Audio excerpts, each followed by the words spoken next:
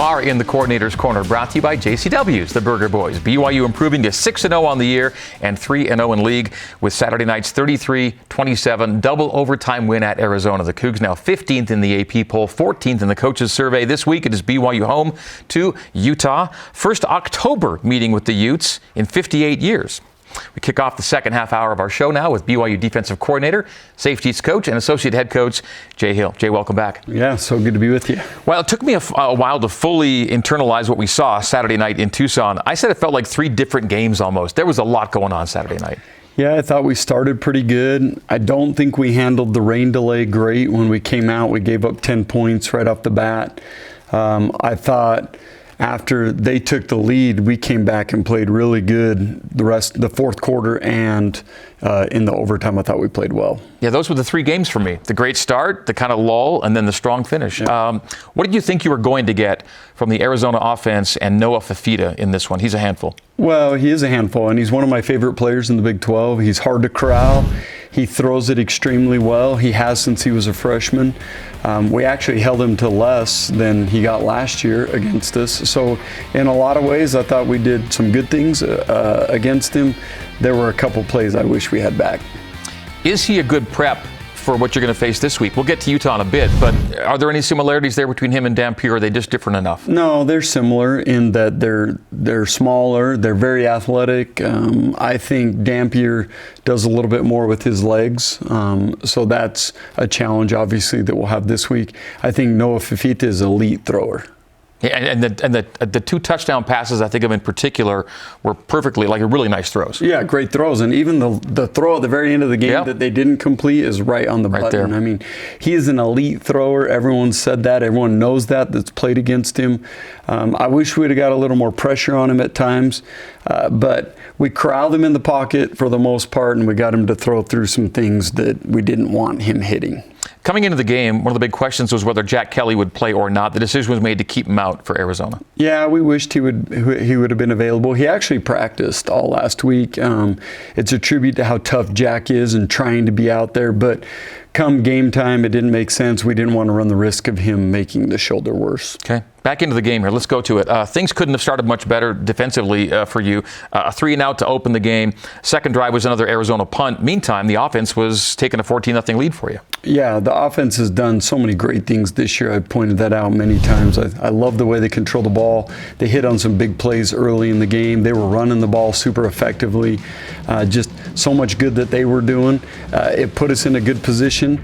We've got to be better on defense when our offense is rolling like that. Sometimes it seems like I don't want to say relax, but we got to handle that better on defense. So let's go to it then. 14-0. Arizona's next drive, they get to a 3rd and 10 from their 40. I thought if they get 3-4 yards, they probably punt. But they got 8, and that led them to go for it on 4th down and 2. They converted, and it did take them into the end zone eventually. Yeah, it was kind of weird because on that drive, I thought he almost throws an interception on the long yardage one.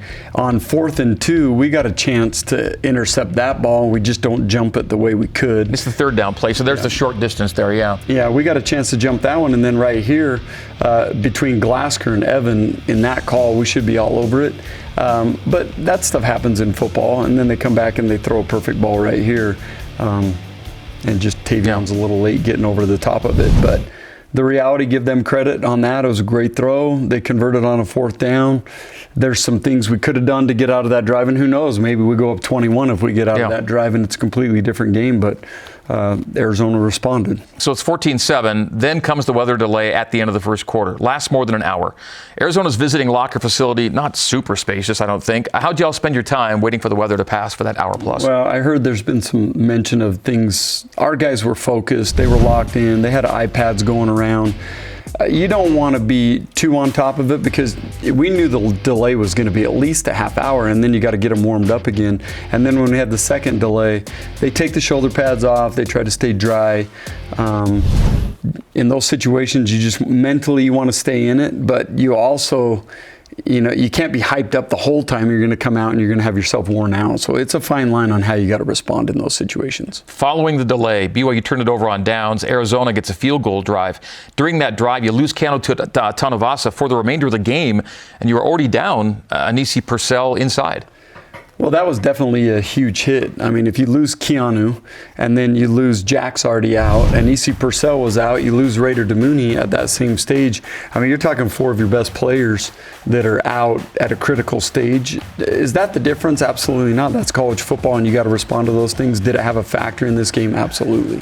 And we were down Tommy Prassis. As well, yeah. So this was a dig deep kind of game, and we should note that it was a first half disqualification, so he's fine for this week. Keanu's back this week. Yeah.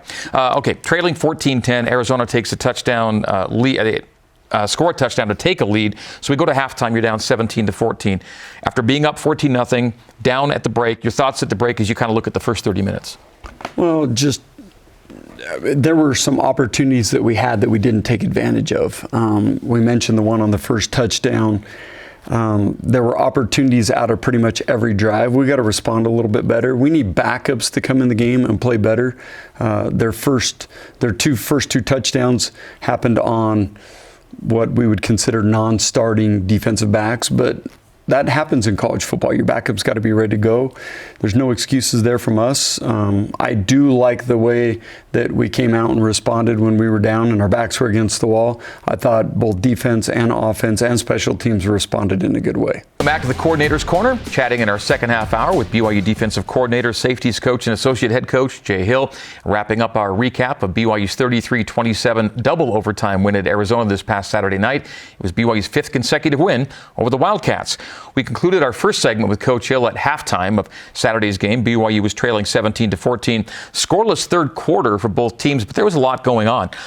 Arizona's first drive of the third quarter covered 70 yards, 14 plays, took almost 8 minutes, but it ends in 0 points, ending that drive with a key takeaway that kind of helps you win the game in the end. Well, it did. You know, that's when you kind of have your back against the wall. We had a couple opportunities out of that drive, and again, you got to give Arizona credit. They're well coached. The quarterback creates tons of problems, but ultimately end that drive with the takeaway, which was huge, and that's kind of what sparked the momentum flipping back in our favor. In that drive, there was a weird penalty call.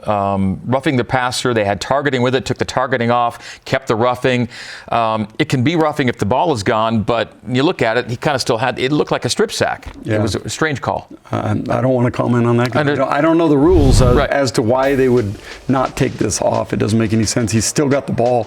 In fact, he's the one that created the bad throw right here. There's no way they can say the ball's out. Yeah, and that's the only way you can really give roughing in that case. If you take targeting away, as if the ball was out. And so that was strange, and yet that was the decision made. Another interesting play, could have been a drive ender. You had a stop of Fafita on a 4th and 1, but BYU was also offside on the play. And I think the last couple of games there have been some neutral zone infractions on the short yardage stuff. What are you drilling into your guys on those particular plays? Because it happened again on Saturday. Well, you want to get low and you want to get off the ball, but we got to be better at making sure our head's not offsides, which it was. And I think it's very close. I think a lot of times you get away with those things, but we can't let things be close. We got to be more disciplined and just back up an inch or two. It's really not that much of an issue. Like it's fixable stuff we're talking about. Yeah, and we should have been fixed already. That should not have occurred again. 4 plays later, Arizona goes for it on a 4th and 4 from the BYU 5. Pressure on Fafita, forces an errant throw, and Isaiah Glasker picks him off for a 2nd consecutive season. Yeah, well, Glasker we know is a playmaker. He seems to be in the right place at the right time a lot. We did get some good pressure on that play, and being 4th down, he had to just get rid of it. But this is what you want when you're playing Fafita. Is you want hands up. You want to make it so he can't see well. The actual sacks aren't necessarily as important as just make sure he can't see, and we did that for a lot of part in this game. And Tausili Akana is the man getting the pressure on that, right? Yeah, did a great job of just sticking with it and pops through. And Tausili is one of those players that will continue to play more and more as he continues to get more productive. Yeah, it feels like he's coming along, isn't he? Yes. Yeah. All right, we headed to the 4th quarter with you down 17-14. The Wildcats scored their final touchdown of the night early in the 4th quarter. I think it was a run on 4th and 1 they score on, isn't it, at the very end? Yeah, and we got to do a better job of tackling on that play. We missed 2 tackles. It squirts through. We needed to be aggressive at that stage to keep him into a long field goal or obviously get out of the drive on 4th down, but that's just, that's not what we want right there. We got to make that tackle. That was their last touchdown of the night, as it turned out, but you're now down 10 with 11 minutes to go in regulation. And over the final 11 minutes of regulation, Arizona gets off only 3 more snaps. it was complimentary football at its finest because the offense, by the way, snapped it 26 times to those 3. They scored twice on 2 drives. Special teams makes big plays, and the defense basically had to get the 3 and out with 4 minutes to play to get the offense the ball back, and that happened. Well, we did. I thought we managed the clock the way we needed to do to give us an opportunity to get the ball back. I thought the offense was phenomenal in their last 2 drives of just getting done what we needed to get done. Here's that 3 and out.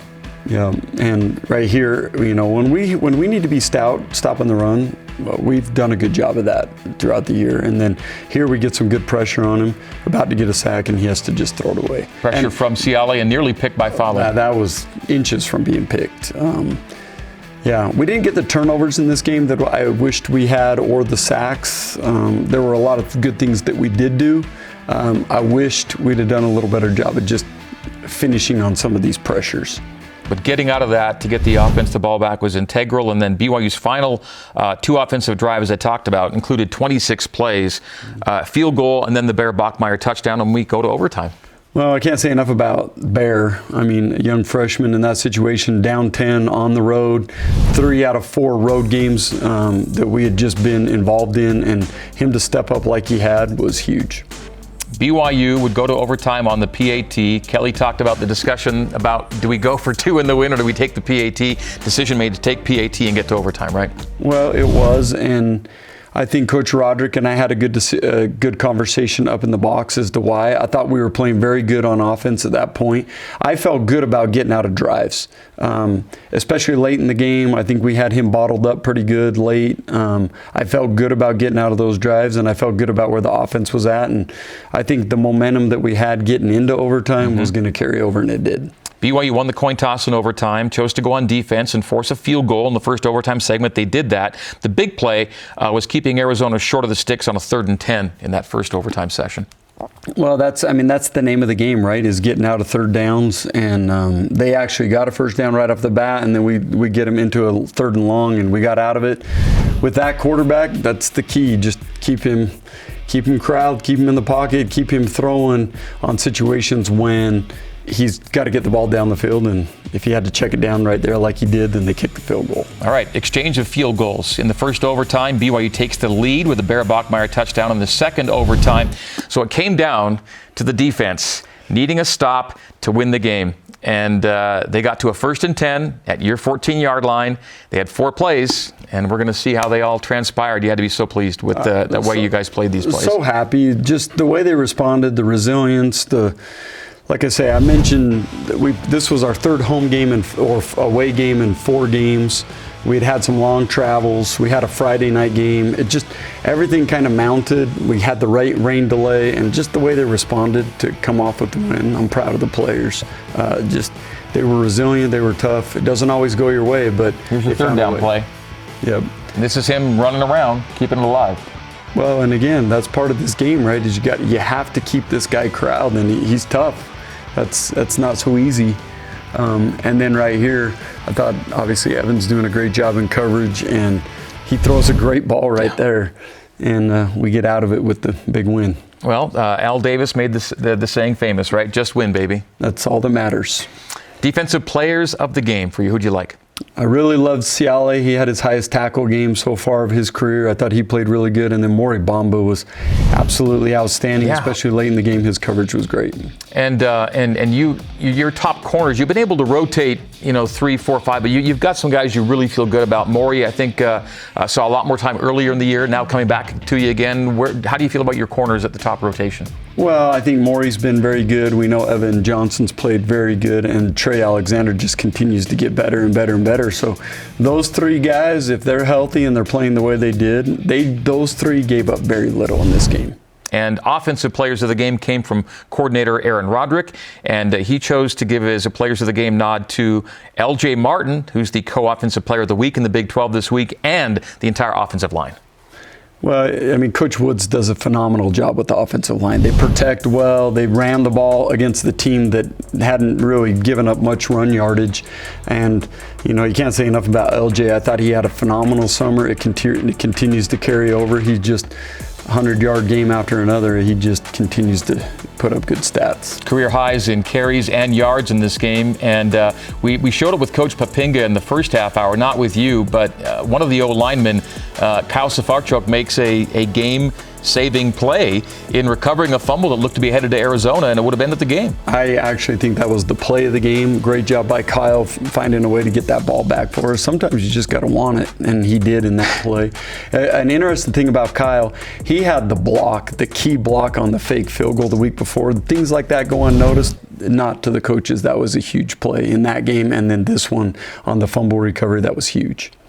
All right, you're in the Coordinator's Corner, brought to you by JCW's The Burger Boys. It's our final segment of this week's show with BYU defensive coordinator, safeties coach, and associate head coach Jay Hill. Coach Hill and the Cougs looking to go 7-0 on the season as they welcome Utah to LaVell Edwards Stadium this Saturday. Before we get to the Utes, what's the value of winning the game the way you just won a game? That you're trailing at halftime, you're trailing after 3, you got to get to overtime, the weather condition, the delay.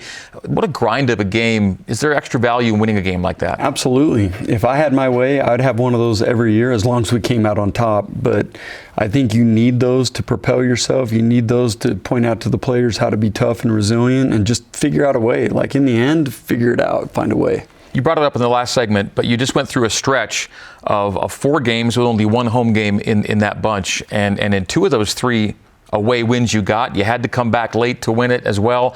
There's a lot to take from this last month and say these were great building blocks for BYU football. Well, they are. To have those wins on the road are huge, and those are not easy places to play. I really believe that. You're going to find that opponents going into Arizona is tough. You just saw it with Iowa State going to Colorado. Those are not easy places to go, and we're doing it with a true freshman quarterback playing very well, and some injuries that occurred last week on defense. That's what I'm saying. In a way, just find the way to get out of it. And Bear just today won his 3rd consecutive and 4th on the year Big 12 Freshman of the Week honor. Well deserved. Well deserved. All right, to Utah now. It is the Utes coming in at 5-1. BYU is 6-0. The Utes have lost 1 league game, but BYU still perfect in Big 12 play. A lot of solid numbers, not surprisingly, for a 5-1 football team from the Utes right now. Oh, they're a good football team. This is my favorite week of the year.